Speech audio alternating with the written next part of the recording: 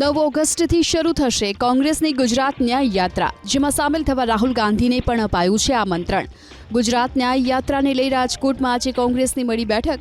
રાજકોટનો અગ્નિકાંડ, મોરબીનો ઝૂલતા પુલ હોનારત, વડોદરાનો હરણી બોટ કાંડ અને સુરતના તક્ષશિલા કાંડના પીડિતોને ન્યાય અપાવવા માટે 9 ઓગસ્ટથી કોંગ્રેસ ગુજરાત ન્યાય યાત્રા નીકાળશે। 9મી ઓગસ્ટે મોરબીના ઝૂલતા પુલ પાસેથી યાત્રા શરૂ થશે, જે 11 ઓગસ્ટે રાજકોટ પહોંચશે, જ્યાંથી 13 ઓગસ્ટે રવાના થઈ વાયા સુરેન્દ્રનગર વિરમગામ થઈ ન્યાય યાત્રા અમદાવાદ આવશે। અમદાવાદમાં યાત્રાનું સમાપન થશે અને યાત્રામાં પીડિત પરિવારના સભ્યો પણ જોડાશે। આ યાત્રામાં એક ઘડો પણ રાખવામાં આવશે। ઘડામાં લોકો ભાજપના કૌભાંડ વિશે ચિઠ્ઠીમાં લખીને નાખશે અને ઘડો જ્યાં ભરાશે ત્યાં તેને ફોડવામાં આવશે।